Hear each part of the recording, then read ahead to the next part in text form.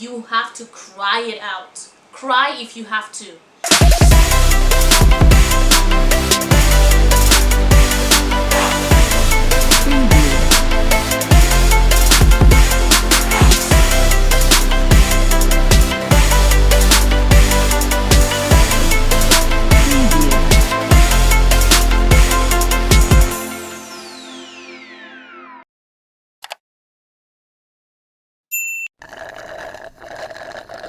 Hey guys, welcome back to my channel. My name is Emerald Emenuga. If this is your first time, you're welcome, but if you've been here with me all this while going through this journey, thank you for joining today again. So from the title of this video, you can already tell what I'm about to discuss with you guys today.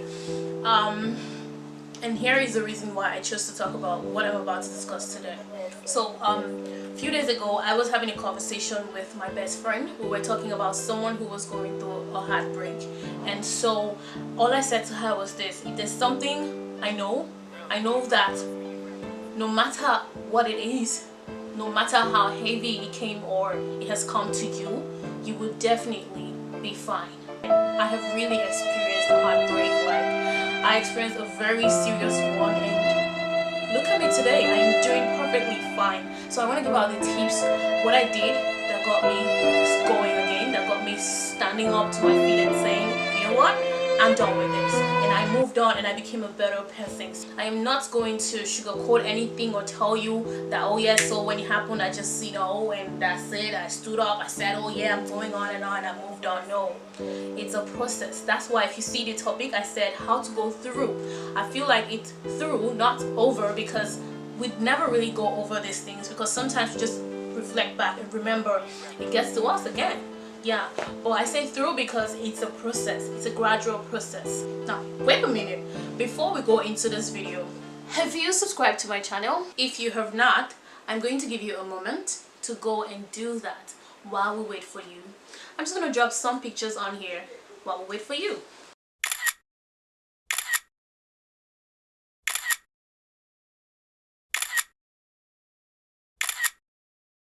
Now that you have subscribed, thank you for subscribing. Now there's something I'm very sure of, and that thing is that there are two types of people after a heartbreak. Now we have the depressed, frustrated, and desperate ones. And now we also have the ones who understand why there is a breakup and moves on.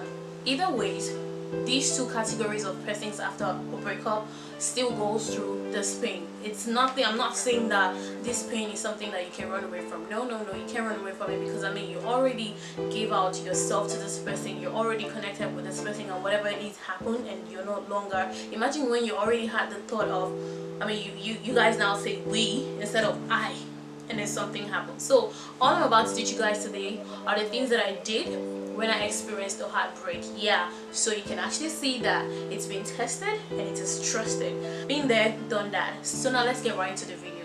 Now the first thing is, you have to cry it out. Cry if you have to.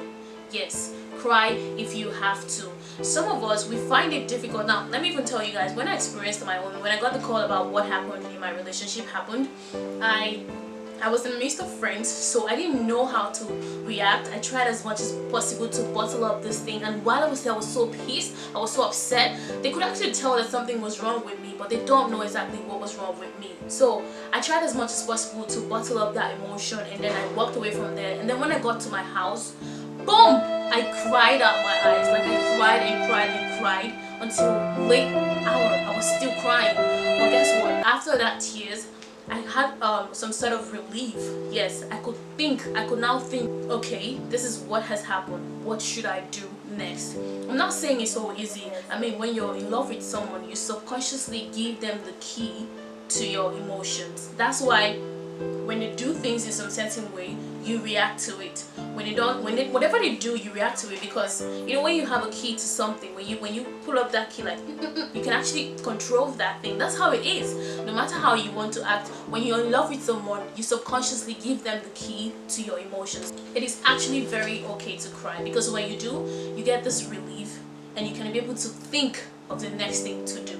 Number 2 is talk about it with someone you trust, a friend or family. Anybody at all you feel some type of trust for, tell this person about it, talk about it. Don't just keep it to yourself, because it's gonna really hurt you so much when you keep it to yourself. Let me tell you guys a little about myself. So when I was going through this heartbreak, I didn't want my family to really know what was going on, because they were aware of this relationship. I didn't want to tell them immediately what had happened. So what I did was, I actually do have older friends. So I had this older friend of mine. I just called him and I said, I want to talk to you about something. And then I told him everything that had happened, and he told me, okay, because he is way older, he's seen a lot of things. So he was like, okay, this is what you should do, this is how you should go about this is what you should take, this is what, you know, he just put me through. And I was like, okay. So at first I didn't want to do what he told me, but understanding that this is someone I respect a lot, and this is someone I take everything he tells me, like I really believe in what he tells me, so I try to put to practice what he told me. And guess what, it really worked for me. So when you're in that situation, after you have cried, it will give you the chance to think of the next thing to do. Now the next thing you should do is talk about it with someone you have trust with. So it would even help you let them know that, okay, this person is hurting at this time, she needs all the love she can get, and you have people that you love around you. It would really help you in this healing process. Now number 3 is rebuild your self-esteem. Yeah, rebuild your self-esteem. Now when things like this happen, when you get a heartbreak, most times what goes through your head is, what is wrong with me? What is it with me that made this person to leave me? Now I'm going to use myself as an example. So after I experienced my heartbreak, when my ex did what he did to me, this was what I was thinking. I was like, oh my god, because he went ahead with someone that was much older than me, financially very much than I was, and literally she was just older than I was. So she'd seen a lot, and I was pretty young and all. I was just getting through the university at that time. So what I kept thinking was, what is it?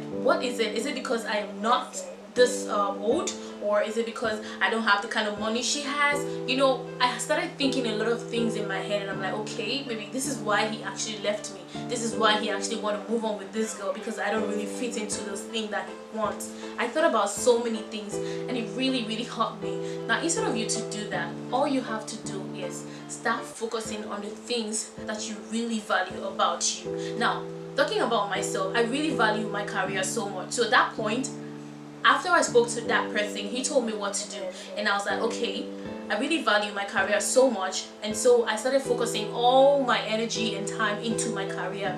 I'm like, I'm gonna build who I am, I'm gonna be a better person, I'm gonna grow from what stage I am now to a better stage. So that's what I did, and before you know it, all my attention, all my time and everything went into that, my career. And before you know it, he was already fading off from my head, getting off my head, and I was doing very fine. So that's the next thing you should try. Build your self-esteem. Now number 4 thing to do is do a social media detox. Some people would ask you to do this, while others will say no.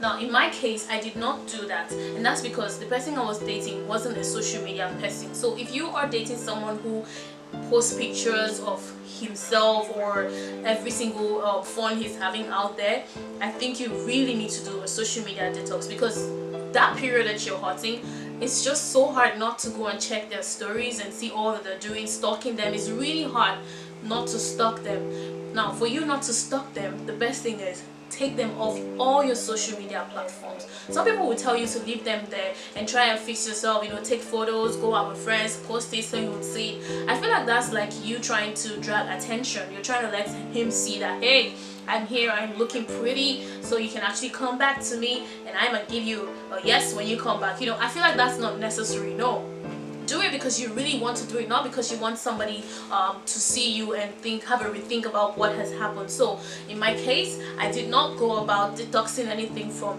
social media, but that was because he is not a social media person. So I went on with my life. I lived the best I could do. But in a case where you're dating someone who is a social media freak, then you have to really do social media detox, trust me, because you would definitely, it's so hard not to stalk this person, and when you do that, you're hurting yourself even more. The last one is, do not text your ex. Now this is why I said this. It will really not help you go through this heartbreak quickly, trust me. Let me give you an example with myself.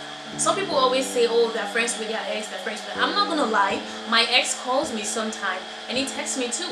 But guess what? One day I said to myself, why am I still talking to him? Why do I still take his calls? I've moved on.